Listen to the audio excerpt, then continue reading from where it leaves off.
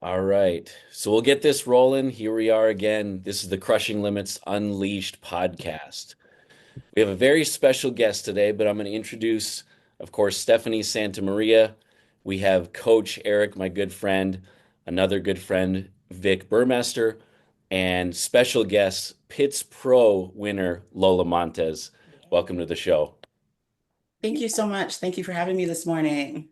Yeah, we really appreciate you coming on. I'm sure that your messages are flooded after a tremendous win, but yeah, I mean, you looked absolutely incredible. So, Thank you. Thank you. so good. Yeah. I'm a big fan. So, Thank you so much. Thanks, babes. Yeah, we're huge fans like we were talking about, before we started rolling. You saw obviously our seats from the Olympia are very close, so we don't have that like biased eye. And, 2 years ago, we were just like, nope, Lola's the clear winner. Like no disrespect to Sid, but we had you win in that show, so it's like I wanted to send you the pictures because they were just so good after seeing you on stage. I appreciate that. I mean, I think every decision from my point of view has been pretty valid.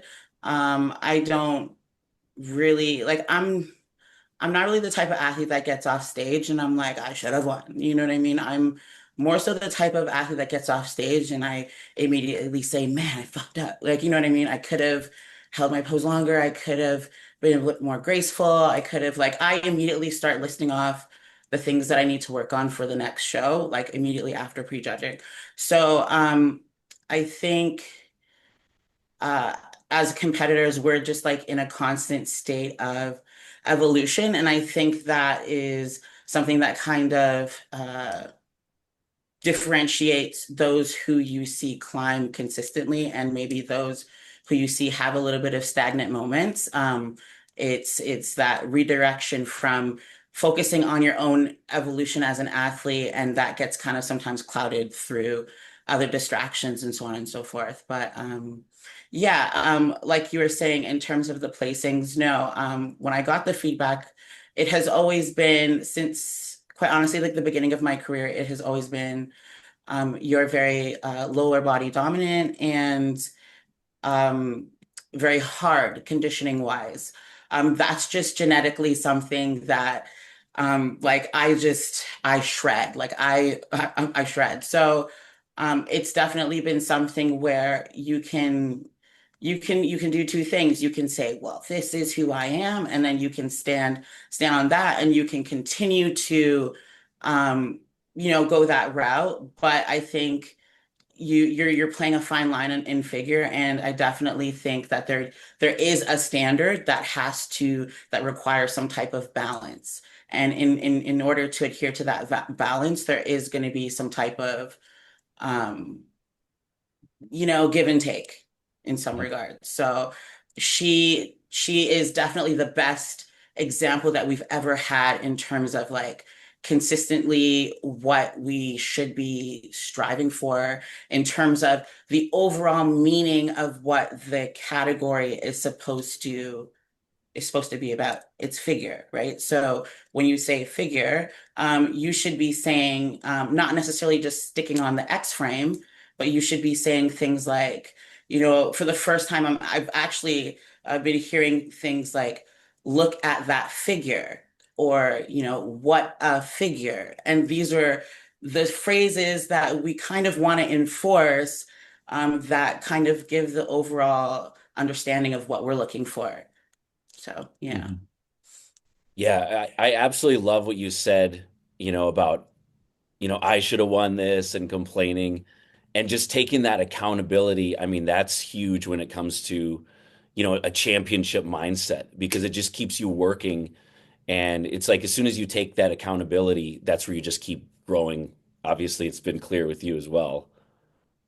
Yeah, like very early on, like I think for me just like, well, we won't really touch on it, but I just come from nothing. I come from a just a place where you can't you just got to be humble about your beginnings and your upbringings. So when I came into bodybuilding when I finally figured it out, which was literally the day that I turned pro. It was kind of one of those things where I was like, aha, like this is what I was meant to do for like the whole time. This is what I was meant to do. And then, but the caveat to that is turning pro so quickly, it kind of immediately gave that sense of like, okay, I got this. I could do this. I'm great. Like da da da, which is great. But then my first Olympia, I came 15th. So that first, yes, I made it my first year, and yes, that was phenomenal and amazing. But also that humbling 15th place was one of those things where it was kind of like, you have your fans and you have people around you telling you, "Oh, I don't understand," and you know, the whole standard talk and all that kind of jazz. But me, like, I know I was eating oats all through peak week. I was cheating, so it was a reflection of, okay, your genetics, great, your look, awesome. But if you do not back that with discipline, dedication, consistency, hard work, again, consistently evolving, your genetics, your look, that is an excuse or something that's only going to bring you so far. Like it just doesn't matter. So it still required me to kind of, okay, you ain't all that, you still have to put in that work. And so that has been literally my mantra going into every show. Like, girl, chill, you got work to do, pen and paper. What can we learn from this? Yeah. Yeah. So we don't have to get too deep into it, but let's, for the viewers, let's start from the beginning. So, how did you first even get introduced to bodybuilding? What got you interested?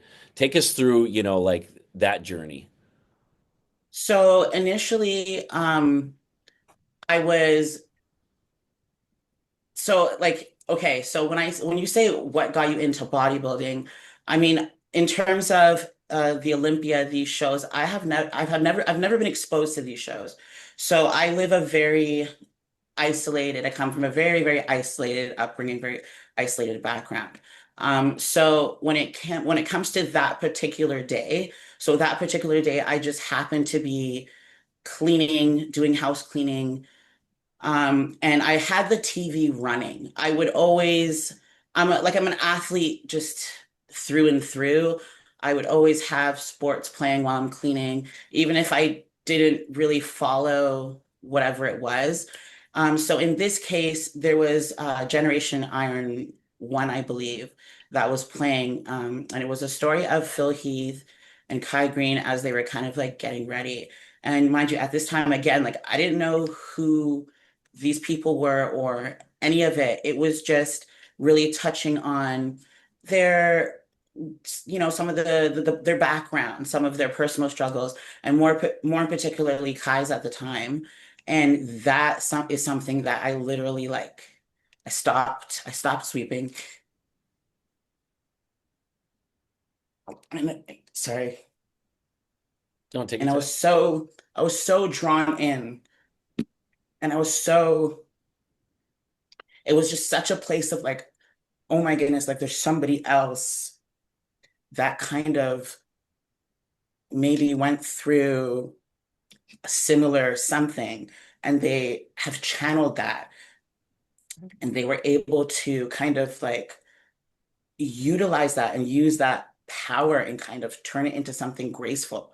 So just from that alone, I was like, I had no idea this existed. For me, my athletic build, my athletic capability has something that has never been praised in my life. So for me, when I saw that there was like even a competition where there's other people and at this time and at this point in time, I didn't even know that there were women doing this. I was just so enamored by the mental strength and the mental fortitude of the men's open, the Phil Heath, the Kai Green story. And so I was just like, I need to figure out what this is because this kind of makes my past make sense. So fast forward, the Olympia happened, And this is where social media actually is a heaven sent for people like myself because we don't have, like, I didn't have people in the gym or a support system or anything like that. So there literally would have never been another way for me to even know about bodybuilding at all. Um, so when it came to social media and I saw um, the Olympia, I immediately reached out and I got a 8 week cut and burn diet. Used that 8 week cut and burn diet, and at this time, so this was 2018. So at this time, I'm Canadian. Mhm. So there was a 3 tier, just like you guys, like in order to turn pro. Right. In 2018, they changed the rules, and Jim Manion made the Arnold's in the 2018. This was the first competition where if you weren't a US resident, you can basically sign up as a wild card to get your like to become a basically for to get your shot at a pro card. Hmm. So this was the show that I decided to do. At this time, I was listening to my influences were, Greg Plitt, and Rich Piana, and his crew of just like, and I think the two of them, what they had in common was just that consistency to be themselves and to kind of just be like super raw. Like, I don't give an F. There's no excuse. There's no past that can kind of define who we are as human beings. Like, you know what I mean? There's always another day to kind of re-evolutionize and yourself and kind of rewrite the story. So I've always really been drawn to that type of thinking. So, people like Rich and Greg, they would always say, get there as fast as possible. Don't spend too much time at the bottom. Don't spend too much time, you know, figuring things out. If you truly, truly believe that you have what it takes, if you really, truly believe that you have what it takes, put yourself on the line. There is no shame in failing. You want to fail as much as possible, as fast as possible, and as early as possible. So with that in mind, it was one of those things where I was like, okay, this is the first show ever where I can do this. I wasn't even registered with my own national committee because that's how new I was. So this was my ticket, I felt like, to be seen without possibly the attachment of, oh, look, this girl's got, 9,000 on Instagram, which at that time was like a big deal. You know what I'm saying? Like, I didn't want any type of attachment other than like just who is this body? Like, who is this body? That's the only thing that I wanted. Um, so we did an 8 week prep, cut and burn diet, trained myself. I was at the going between like an LA Fitness at the time and doing like a lot of like body movements at home. I had my youngest was like he was still like in diapers at the time. I think Sydney was a Miss Olympia already. So there was already like there was a lot going on. There was already established grades, so I really and when I saw them on that stage, I really truly honestly felt like I should be there. Like I really truly felt like oh my goodness, it was like an epiphany moment, truly and Hmm. honestly. So when we fast forward to 2018, I was nervous the whole time. I won't lie to you. I still get nervous to this day.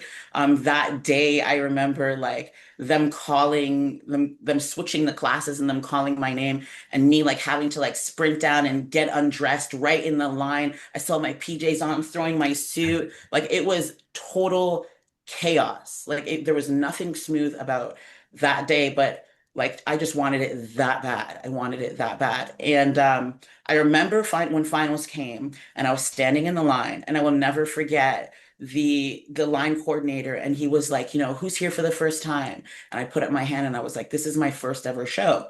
And he was like, this is your first show, like you mean like, and I'm like, yeah, I've never done this before. The coach that I was with at the time just gave me this suit an hour ago. I've never seen these suits before. If this suit did not fit, like, that's it. That's Uh-huh. all it took. The suit not fitting, we're done. Like, that's how unplanned, that's how like raw that moment was. So, and then he was just like, I remember him just being like, you're crazy, like you're nuts. And I remember the girl in front of me, she turned around and she was like, good luck. And I was like, so naive, but I was just so charged up. And I was just like, I'm gonna show you, girl. Like, yeah, you better wait. Right. And I remember like they didn't even call my name. And I walked out there. I was like, girl, yes, I'm Stephanie for today. Like I was so in my moment, in my zone. This was for me, like whatever. And when they called me, it was just like I couldn't I was like, it makes sense, but I also couldn't believe it at the same time because like even up until recently, I've only really given myself one show to make it to the Olympia.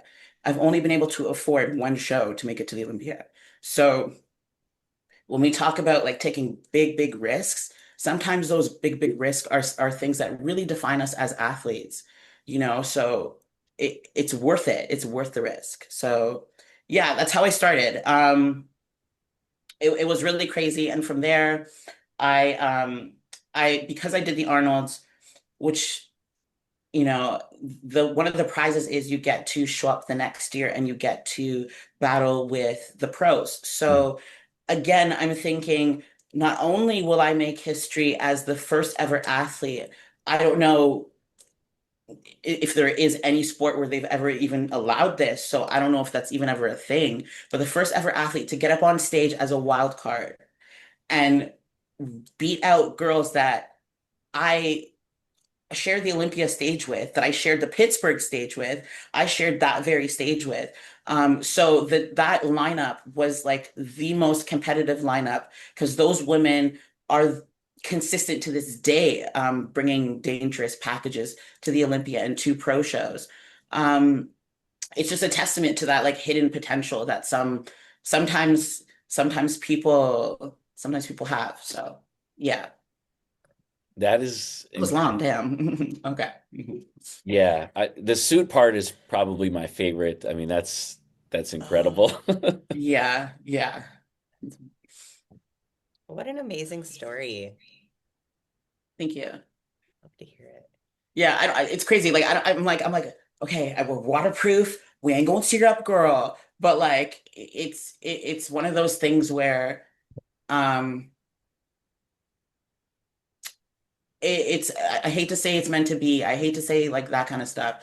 But if you look at all the factors, it's just like it just doesn't make sense. There was too much risk in terms of I was in control of nothing. And that's another thing too, on stage day, on show day, we truly are in control of nothing. Like there's so many factors. I mean, we do our best job to try and mitigate everything. Maybe we scan out the venue or we try and get a good idea of where everything is. But the reason why I feel like what me, for example, I get so nervous is because I'm very much understanding that you kind of have to let go on show day and you kind of have to just accept that you have done the work and that you have prepared enough to just be in that moment. You know what I'm saying? So it's one of those things where I look back and I was like, oh my gosh, I was nuts, like crazy, crazy. Yeah. I can't tell you how many times we've watched Generation Iron. We just love it. So Kai was kind of an inspiration for you. Have you had the opportunity to meet and speak with him? Um, I've had the opportunity to meet with him, but like not on that Okay. that type of like not in the environment that's appropriate for that type of conversation. Do you know what I mean? So like when you're passing by at like an expo or something, that's not like the most appropriate time. And like as you can see, like it's like it triggers in me because it's very layered and it's very complex. So for me, it's like Girl, I've spent too much time crying in expos, girl. Like, I am just like, I'm so done. That I would love for, like, but again, for everybody, it's their own thing. Some people don't want to like really open up and like talk about, that stuff that hurt them or that maybe, whatever. So I've had a chance to talk to him, but it's been more on like a fan type of like athlete base versus like that inspirational bonding connection base. So yeah. But he's dope. He's dope. He's super Oh dope. yeah. Yeah. Yeah. Well, let's dive into like your preps. Like for the viewers, like let's talk about your prep. Like is it easy? What are some of the struggles? Like what does your diet look like? What is your training like? Um, I will say it has it's forever changing, which it should be. And I will say in the beginning, I thought that I was doing, I don't want to say enough. I hate that word, but I felt like it was adequate and it just wasn't. Like I realized that there is a third, fourth, fifth gear that I'm able to kind of tap into. And the results speak for themselves in terms of, um, you put in the work, you see the results. Like there's no shortcut around it. In terms of diets, suffering looks different to everybody. So it's hard for me to say like, oh, you're not suffering enough because you're not doing XYZ. Um, for me, the diet and the training are the most like peaceful and like just straightforward parts of the prep. Like I have two children, so the the household balancing that part is very stressful for like trying to figure it like carve out yourself as a time carve out time for yourself as an athlete, carve out time for yourself as a mother, and then as a businesswoman. So it's that part is tough. Diet, it's listen to the coach, listen to the coach, whatever it takes. You got to go through the mud. You know what I'm saying? You got to go through those dark nights in order to see the sunrise. So like if you want it, like you have to suffer, whatever that means for you. But there does, I mean, I feel like there has to be some type of suffering involved. And that could mean like not going out with your friends on Friday. Like, you know what I mean? That looks very different to everyone. So yeah, for me, I'm pretty serious. I don't do the go up with friends thing. So like I'm very like this means a lot to me. So I'm pretty freaking serious on everything. Um, my prep has started for the Olympia. So that just is kind of like a testament to like where I'm at. And that's not where I started. So, a couple years ago, I would definitely wait, another 8 weeks to get back on prep or 12 weeks or whatever. Um, enjoy myself. Not saying that I'm not enjoying myself now, but I have a very lasered focus and there's tasks that I need to hit like on a daily and weekly basis to make sure that like I'm on that path. So yeah, I hope that kind of gives you like an overview. What do you Yeah. do when you, sorry to interrupt, what do you do when you feel like one side may be suffering? Like the mom side, like how do you like fine tune and like recognize when, okay, we need to regroup here? Yeah, like that is like a constant honest, like I'll be totally real. Like that's a struggle. That's a very big struggle because like if you're a breadwinner, essentially you're playing a lot more roles than just like this and that. So like for me, there's constantly like communication's a big one.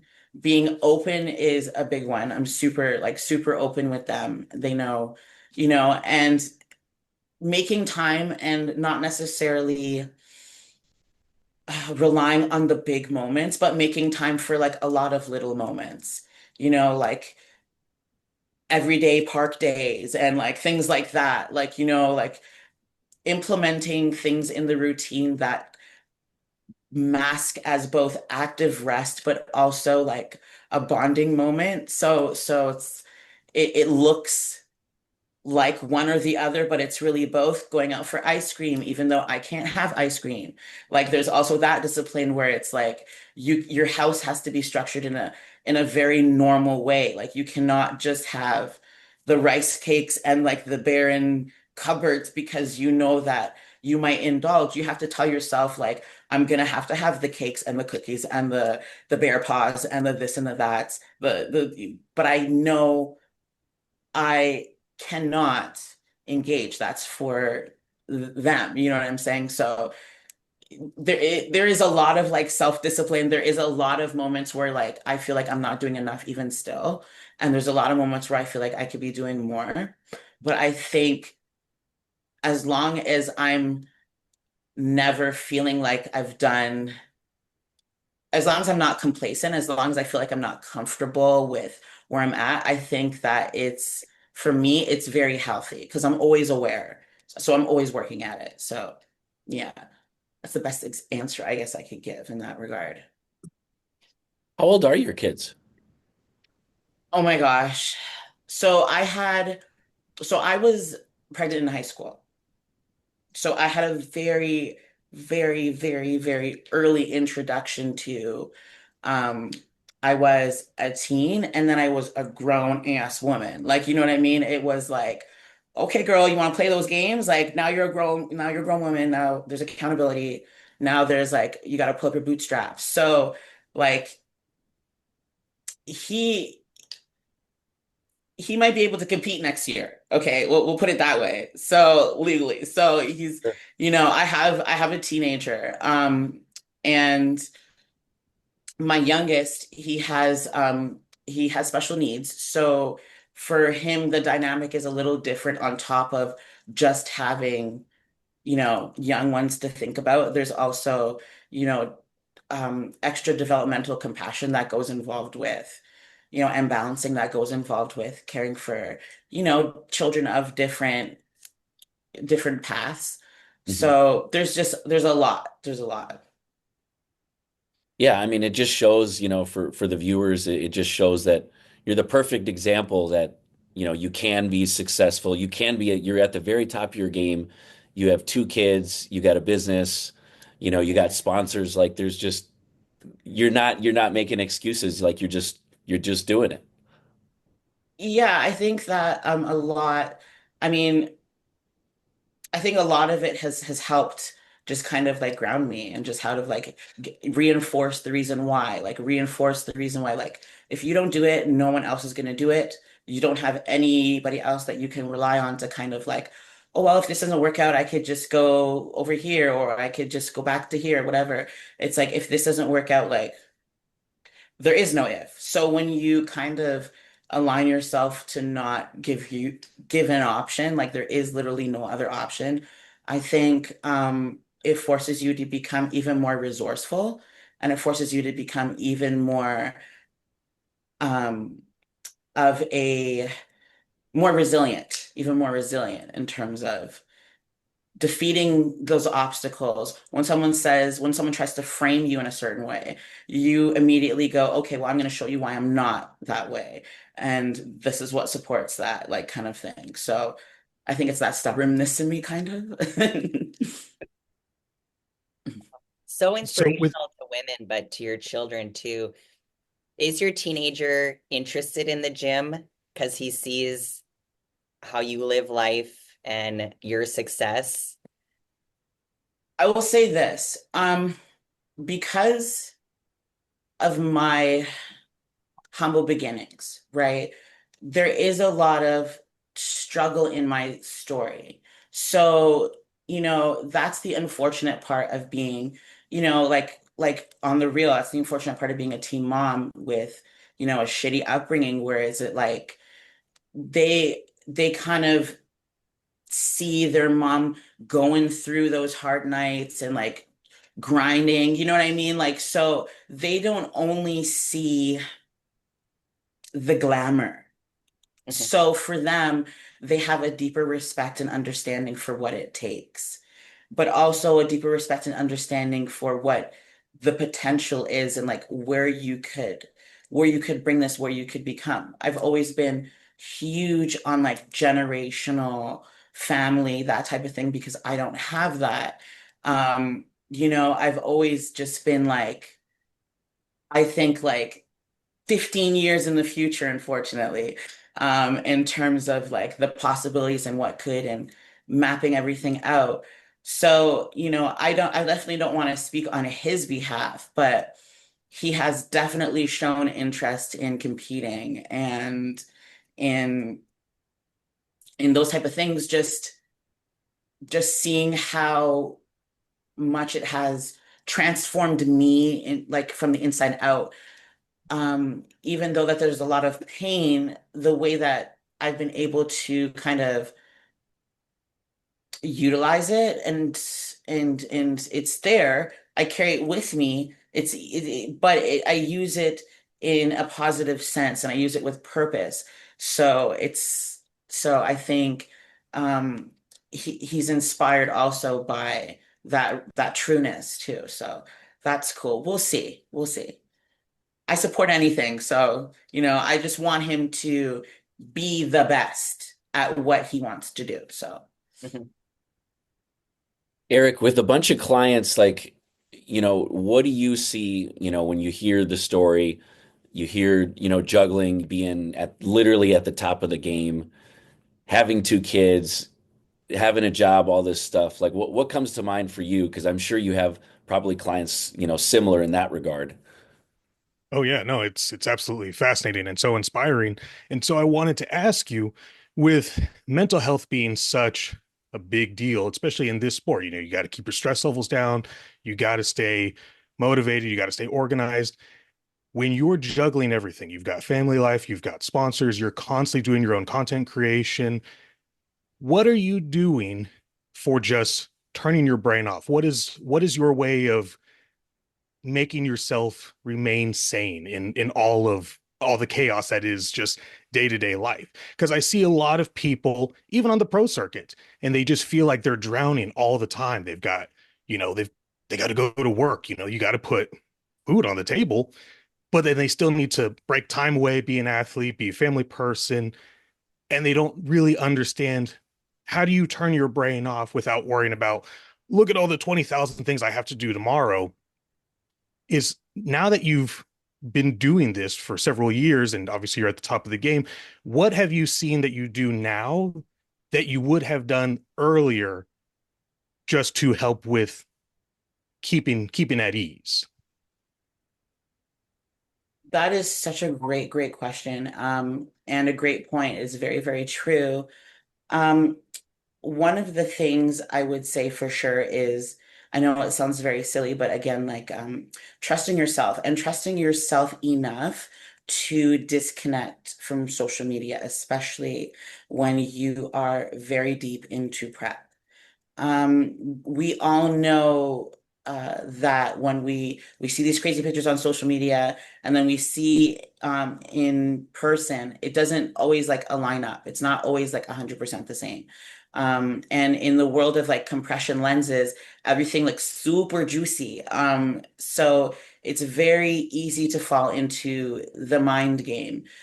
Having a daily routine, a morning routine, your training, your warm-up routine, your training routine, your bedtime routine, those things very much matter. In the beginning of my career, literally up until like a couple years ago, which is why you will see such a drastic change in everything from just literally every part of the physical, because the inner I decided um was where we needed to kind of focus on, because we could keep pumping up the outer all day, but the inner, especially when it comes to up here, we have to maintain working consistently on strengthening that belief in ourselves, strengthening that belief in our coach or our team or whatever that may be, so that we're not constantly needing those temporary hits of like, am I good enough? Which we all know you don't have that backstage. Backstage, a lot of the times it's just you. So you need to, like, you can work, you could put in all this work with your team and everybody, but then when it comes to the loneliest part of the prep, that's where you have to be the strongest, which is backstage a lot of the times, in that lineup a lot of the times. So it starts with, as soon as you wake up in the morning, affirmations and all these kind of things, that journaling, that we kind of laugh at and think like, oh, that's like a meme or something. But like, we are in a very psychological sport. It's very mind driven. If you believe that you're flat on stage, you will look flat on stage. If you believe that you're not opening up to the max of your ability, like 8 times out of 10, you probably will, close up and not look as broad and as wide. So belief and training the mind has a lot to do with it. Again, you're not perfect. It's a daily thing. Every day you wake up, it's a choice. It's a choice to work at these things. It's not a one-time 12-week, whatever, whatever, whatever. When I started to journal, when I started to take this shit more seriously from a professional athlete perspective, not just, I'm just doing this for me on stage and I'm here to make friends and yeah, as my girlies. Like, when I really started to attack this from a professional athlete perspective, that's when I really started to see maybe what was stagnant. That's when I started to see that, like, explosion in, like, okay, now I've got it. Now I understand. Now I can do this. And all the other stuff, even though you have a job, a career, a family, a this and a that, when you want something really, really badly, you will find the time. You will make the time. You will carve out the time, like I said. You will find creative ways to, I don't want to say blend, because there always has to be very, very specific, like, boundaries in terms of, like, different facets of your life. But again, things like going on, like, active walks, or lakefront walks, or just a walk in general, or dancing, or these type of things, not only breed creativity, but they breed activity, they breed community. They, like, there's so many different things that we could be doing. And I think the biggest thing is, when you look at it from one perspective, if you look at it from one angle, eventually you will burn yourself out. So, What does your training look like now? Like, is it high volume? Is it high intensity? Is it low volume? the training is with purpose, right? So for me, where I'm at right now, I'm in a I'm in a good place where I want to adhere to the standard of what figure is, and I want to maintain adhering to that standard while exaggerating it, and of course, like, bringing my own flair and my own sauce. So my training is always going to be, emphasizing on the taper, and always making sure that we can bring the most Fortnite cartoonish taper to the stage, like downloadable skins wads. Okay, so that's just the goal always. Um, but one of the things when it comes to growing as an athlete, and maybe certain things that I never did before that I did now, one of the major things is my training in terms of finally implementing things that I feel like I was really too, I don't want to say too scared to implement before, but I feel like I wasn't in a place where, if I executed it, I would have executed it correctly, which would have then led to growing incorrectly. So for me, I would hold off on certain things, because I was like, I don't know, if I hit this, this might grow this part, and I'm not trying to grow that part. So now, because of everything that I've kind of, and I'm still learning, um, now I'm taking more, especially this prep. I took way more risks. I literally trained every single body part top to bottom. There was not a body part that was, I think I even hit calves twice with body weight. Okay. I hit calves twice with body weight. So like there's been nothing that I have left out. And when I look at that stage shot, I feel like I look juicy, I look complete.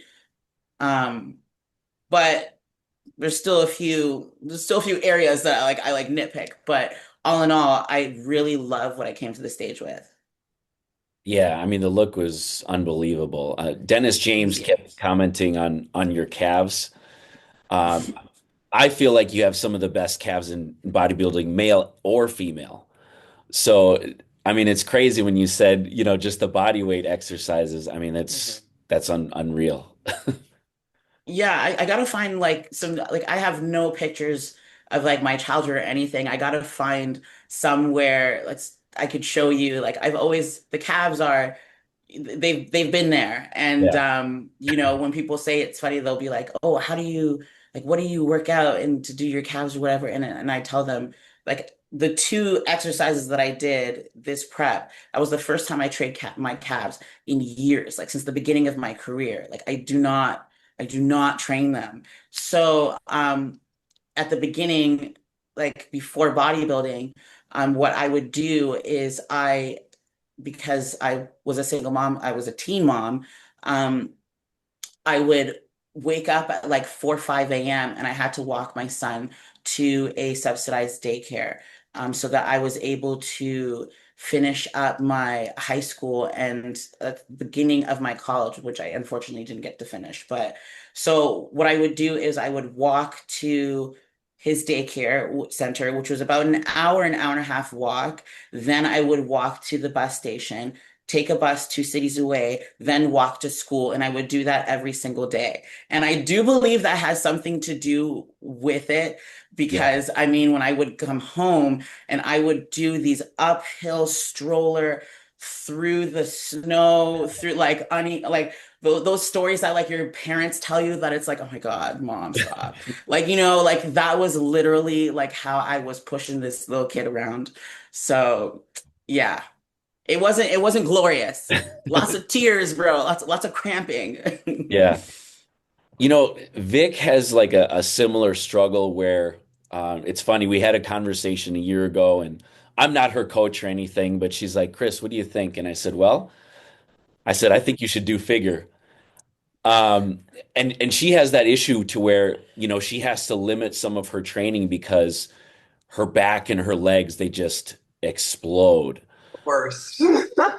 Yeah. Especially if you love training. Like I really like training. Like some girls are like, oh, the training's not my favorite part, but I love it and I hate having to hold myself back, to your point. Yeah, and I feel like too, well, I feel like bikini and wellness, they're in a good place now where there is still a lot more muscle than what there was like a few years ago. So it does allow that leeway for other shapes to kind of be like competitive and comparable. Whereas before it was like you got one little shoulder, it's like girl, bye. You know what I mean? Like one little like so I do love that. And I do also feel like the representation in the more muscular divisions matters. And it matters on so many levels. Like it's so bigger than us, but it's simply put, when I was starting out, that was like before, when I was doing the arms, I was like, okay, I'm gonna do bikini. And it was very for me, it's been about the glamour. It's been about the femininity. It's been about like the possibility that maybe one day, I could see myself on like a runway. You know what I mean? Or like something like that. So for me, I didn't see any of that representation in any other category besides bikini. When you would look on the magazine covers, that's what you would see is bikini. So when you're told like, oh, you should do figure or you should do physiques or you should do whatever, you almost feel like a shot to the heart, like, oh, I'm not good enough to be like on the cover of like because I got too much muscle, or you know what I mean? Like you take it in a sometimes in a negative, just like naturally. I know I did for sure. And that was also because at the time I did not see, again, this is for what I'm looking for and what I relate to. I didn't see enough of that balance in terms of like that super like oozing like sex appeal, like you know can book a Vegas venue just as much as any other category type of vibe. I don't think that there needs to be a sacrifice in femininity just because you are in a more muscular category at all. And to your point, like Pittsburgh weekend, when I tell you that I've never in my career had so many bikinis, so many wellness athletes like respond positively and say nothing about the muscularity, nothing at all about um and that would be the first thing that that woman would say like on these type of posts is not for me, and you know like this is physique yada yada. But I think the way that we represent ourselves and the way that we package ourselves matters, because when a young girl is looking for that uh that kind of, I don't want to say role model because that's the worst word to use. But just looking for somebody that like, oh yes, I see it now. Now I could slay. I see where I could slay in this category. I see where I could rock my muscles in a very feminine and sensual way still.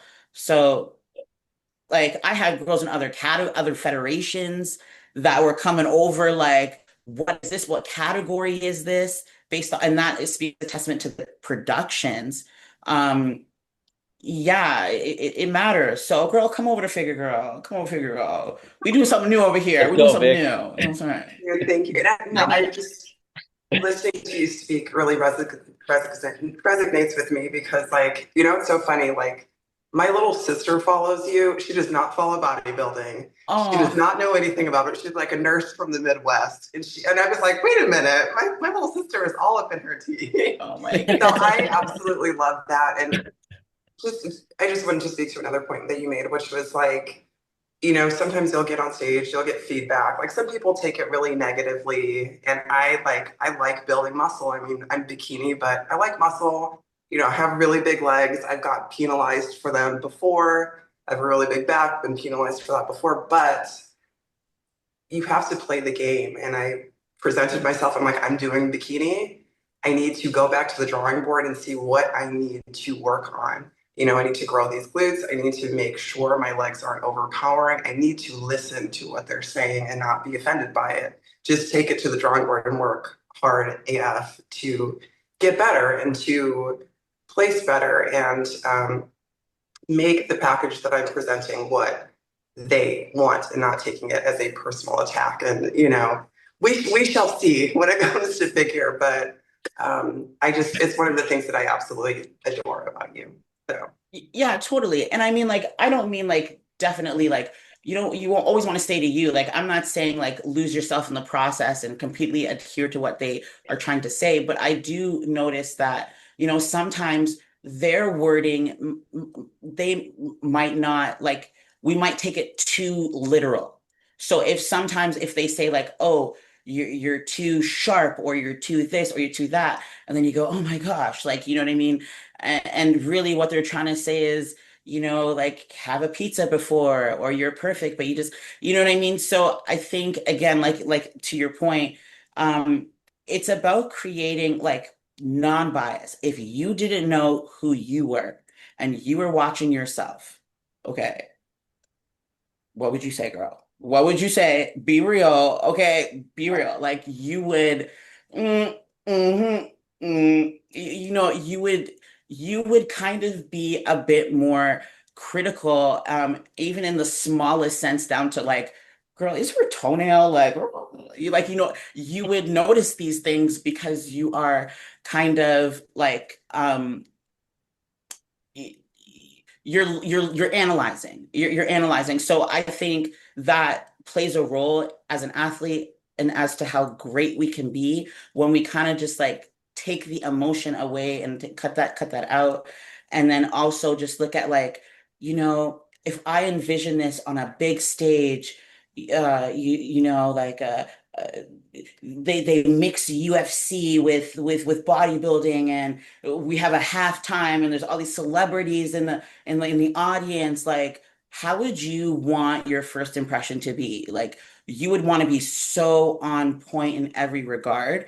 So you need to show up as her today. No, you know what I mean? Like, and so that's just the point. And then also to the point of fans, that makes me feel so good.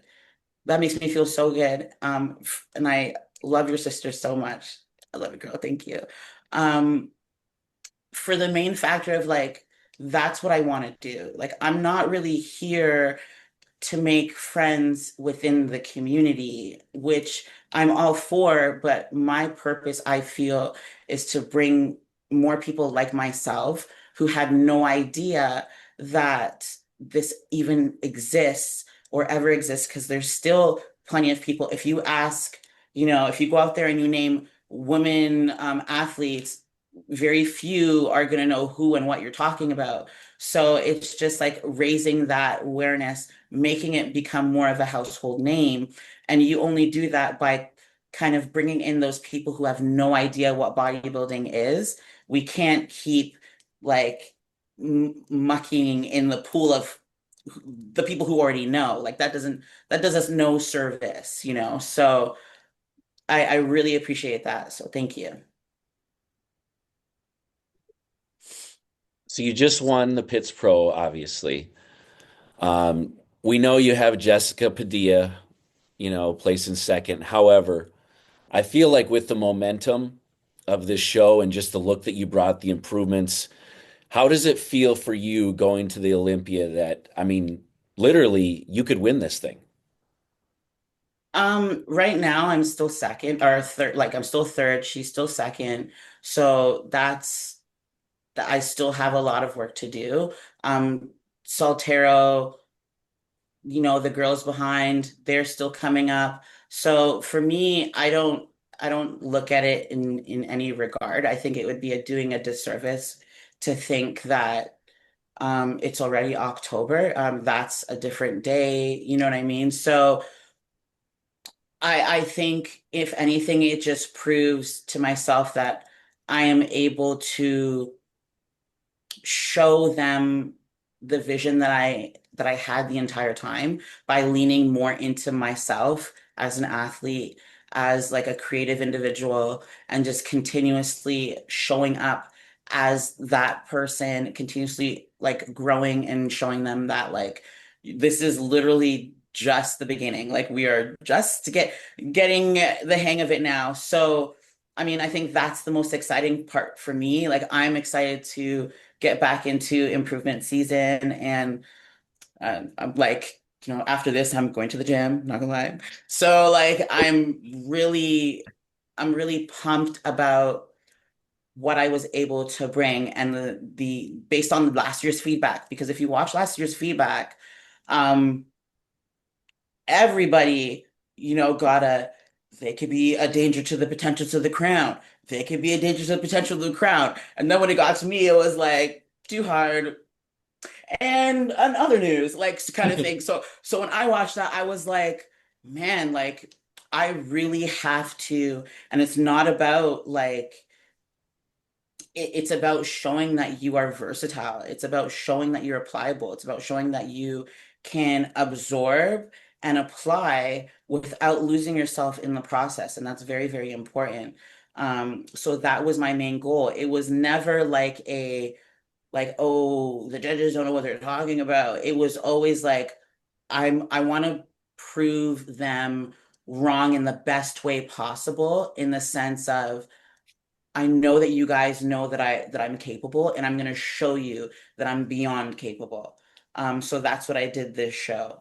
In terms of Padilla, I wanted her to be at the show. I thought that when the show was announced, just the importance of this show was going to be like a slam dunk no-brainer. So when I prepped, I always prep assuming that, I know this is going to sound super funny, but I always prep assuming that Sydney ain't retiring, Candace Lewis legends, Latoya Watts, everybody's going to be on that stage. Like that is how I prepare mentally for the Olympia every year. Um, so yeah, like and that's another thing. It's like if we want these categories to grow, if we want to grow, then we have to take advantage of these like legacy shows. Like that was a legacy show. Mhm. There really is no excuse. We kind of have to bite the bullet and try and show up on that stage. When you see the impact and the production and the momentum that every single athlete, regardless of your placing, garnered from that show, it was a big deal. And I do know that looking back, I'm sure there's a lot of athletes that are like, man, like I should have showed up. Yep. But, when you hear prize money's up, production's up, those are the things, that's it. That should be the only thing that convinces you, especially as women athletes in our time of building where we want more. So we have to all get on that stage. So I was kind of bummed, but yeah. No, that's a great way to look at it too. What do we talked about this, I don't know, a few episodes ago, but with Linda Murray now, going public and, Arnold and everything, what are your thoughts personally? Like, do you take it personal that, Arnold took out these divisions? Are you indifferent? What are your thoughts on it? This is a lose-lose. It's honestly a lose-lose. Yeah. Um, Again, I've always looked at coming into this, I looked at this from a performative business perspective. So when you look at it from that perspective and you take out the bias of you being the one who's going through that experience, um, you begin to connect certain dots, and there are certain things that just don't align. And again, things like this show, if I'm talking the figure division specifically, things like the Arnold's UK. Okay, so if we're talking about the Arnold specifically, the Arnold's UK was announced and it was set in motion. I believe like people already knew that there was no longer going to be another Arnold's Ohio. So that there was already that it was already out there that like, okay, this Arnold's Ohio was the last of its kind, and the official last ever figure Arnold show will be the Arnold's UK in September. Me, the way I am, I've always been, if there's a big show, I will be there. If there's an inaugural show, I will be there. If there is juicy money, I will be there. Like, I'm a performer foremost. So I'm looking at the benefits just you know, beyond the obvious. So when it came to the Arnolds, I had signed up for the Arnolds UK. I believe it was less than a week after I had done the Ohio. So less than a week. It was like 4 or 5 days, and I signed up for the Arnold's UK. I had already planned to do the Arnold's UK, and then the news came out that I guess they were cutting category in Ohio and so on and so forth. So my thought process was this is going to be the last figure Arnold's in history. This is going to be the biggest figure show ever, ever. And I'm here for it. I'm already signed up. Like this is why you pre-sign up just in case you get news like this, and boom. Um, when I say athletes dropped out, athletes basically were like, well, this isn't as prestigious as the Ohio, so there's no point of doing it. That was kind of that was the vibes. That was the vibes. Um, but for me, it was like, but this is the last of our category. It doesn't matter. This is kind of what they're talking about. Like, we should all be here, even if it's to send off homage to the figure category. You know, we should at least all have it in our resume that we've done the last one, XYZ. So that kind of has always been my thought process. I've never been like super calculated in the sense of like, oh, I gotta do, the Barron's Pro because no one's gonna sign up and then I'll get to squeak in on a like that's never been my thought process because it's like you could skirt around me all day long, honey. You still have to face me at the Olympia. It's not gonna work. Yep. So you are better off picking the hardest shows, getting your data, seeing where you line up, seeing the homework that you have to do, because when you collect data from a show where the competition is like it varies, it's hard to really know what you have to work on. It's hard to really know what you're comparing to. So yeah, yeah. Yeah, that makes sense. Mhm. How about like food? What do you do for like, do you do refeed days? Do you do cheat meals? Like, tell us a little bit about that. Yeah, like so usually, okay, I'm not gonna say usually because I just finished a box of cookies yesterday. So I'm not gonna lie. Okay. So I do like I enjoy like a good week, and I just get that out of my system. Usually I would do way more and I would just like I said, I would just I would the switch would be on and off. So after the show, it just like the switch turns off and I just go like full into like baking and cooking for like 8 weeks. But we've just been trying a different method this time around, seeing how successful remaining discipline has been. So yes, there is that enjoyment period, but I'm also really eager to get back into like a structure and get back into regiment.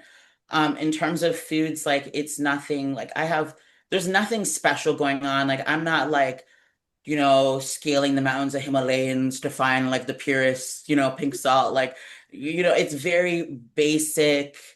Your carbs, protein, vegetables every single day, like Groundhog Day, super boring, super uneventful, like uneventful. The food for me is purpose, it's fuel, and that's all there is to it. When my coach says a cheat day, I go stuffed crust all the way. So that's what I've been on. A little extra Parmesan, a little extra like butter glaze. Yes. Where from? And so that is my go-to. And yeah, that's basically it. Very, very simple. Okay.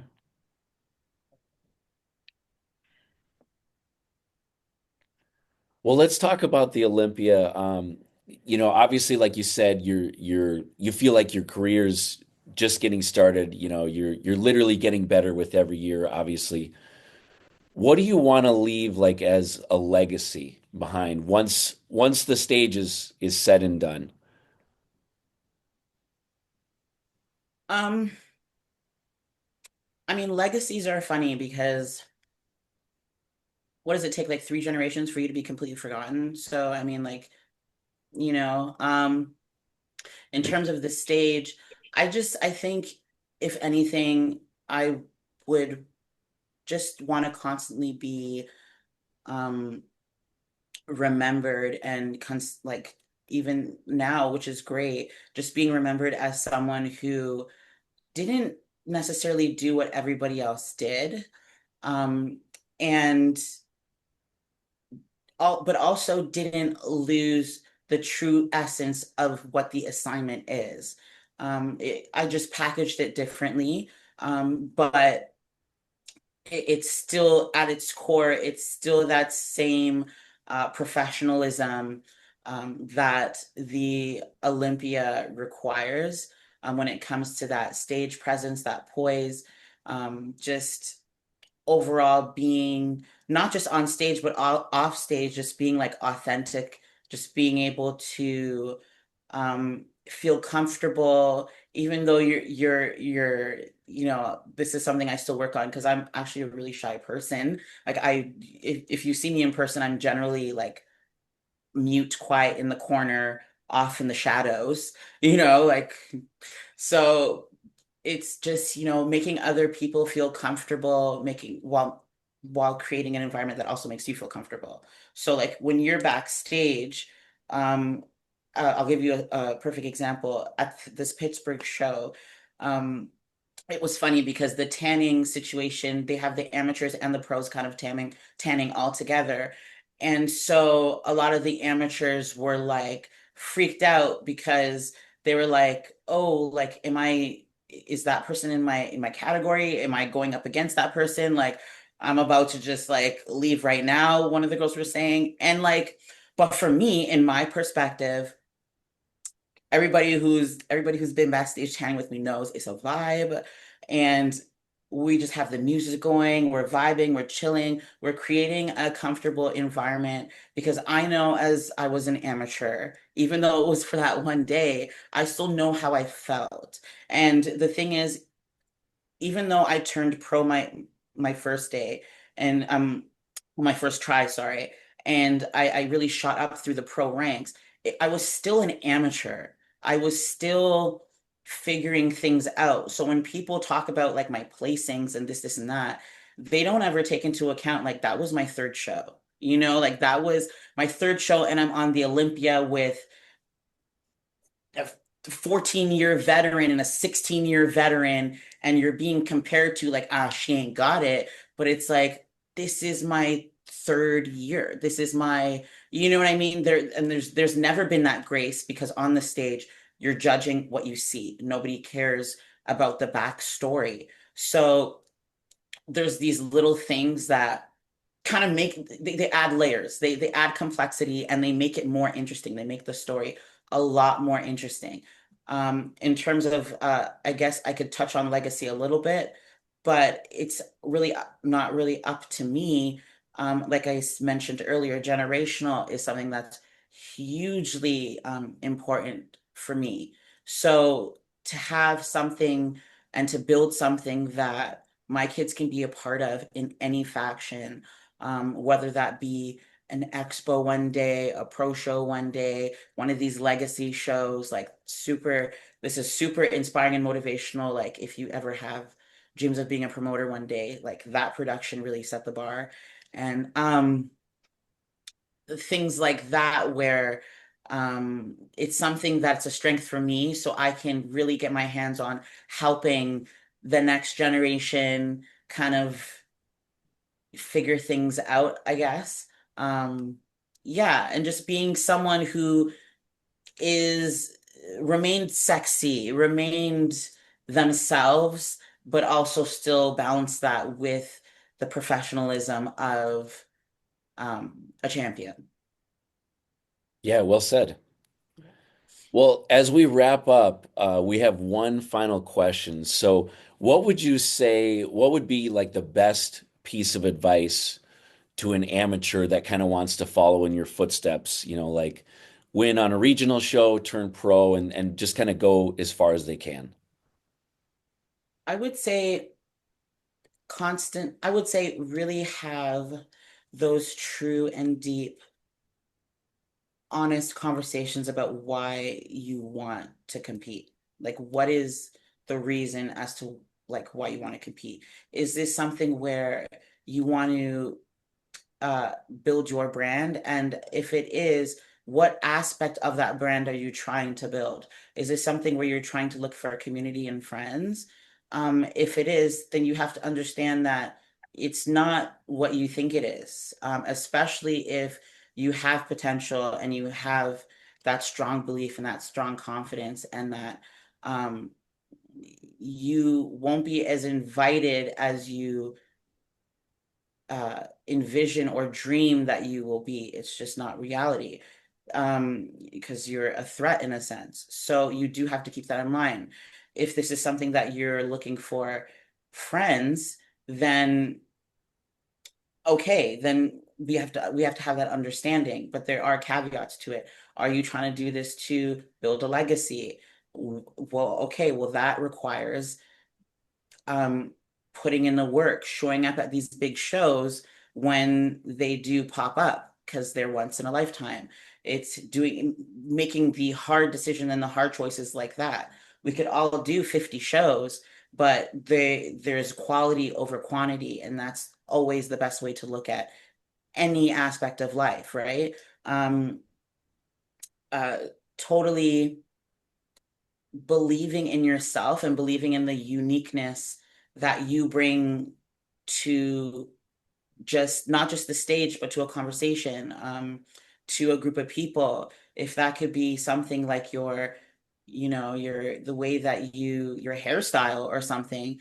Well, how do you present that in a way that is both marketable, that is both professional, and that is appealing, that breaks the stigmas of this hairstyle is too rugged or too ethnic or to whatever to be classy.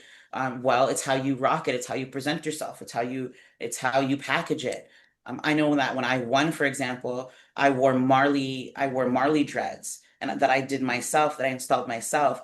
At that time, I was told by everybody, you would never place having Marley dreads. You are insane doing that type of hairstyle on stage. It's too rough. You need to have like a straight perm or like some straight lace front wig or something. And for me, I knew if I wore that wig that I would not be able to feel as confident.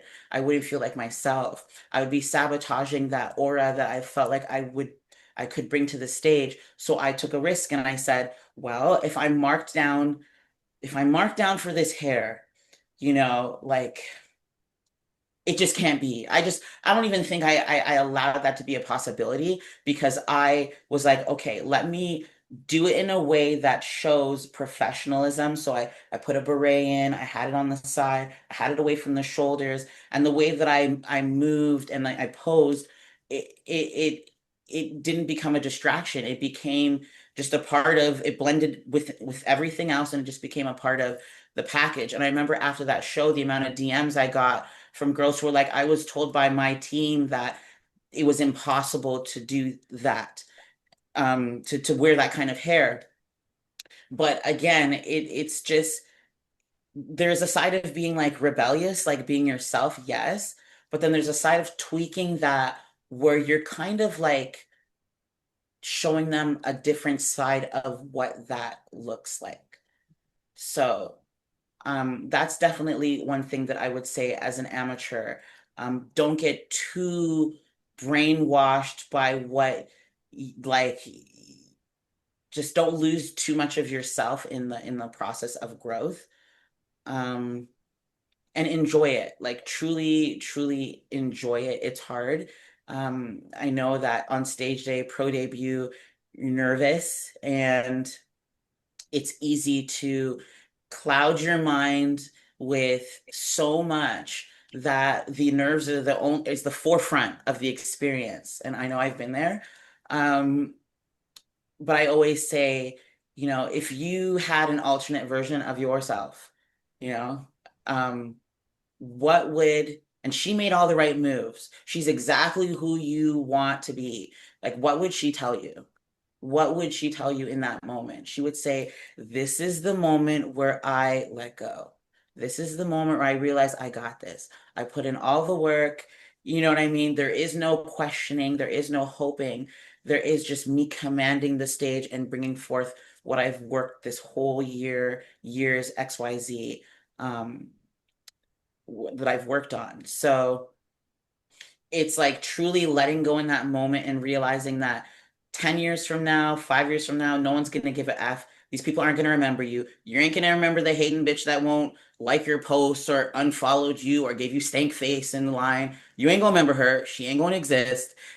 So you live for today, live for that moment and just like set free, like just set free. So yeah.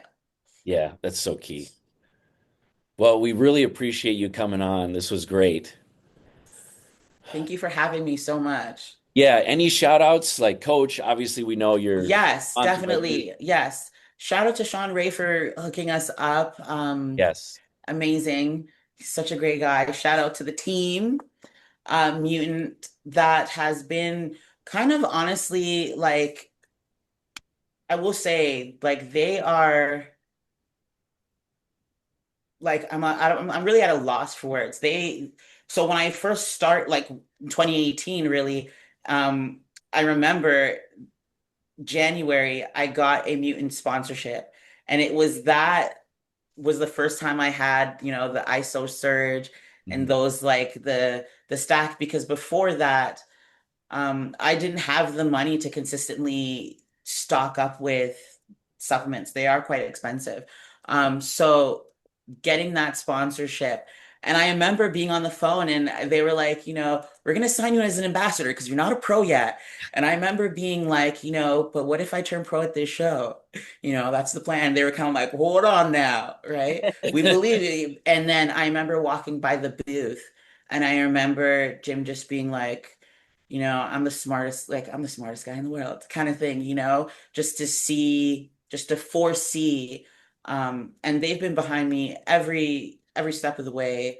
Um, they they truly are great. George, the athletes rep, amazing. Yeah, genuine.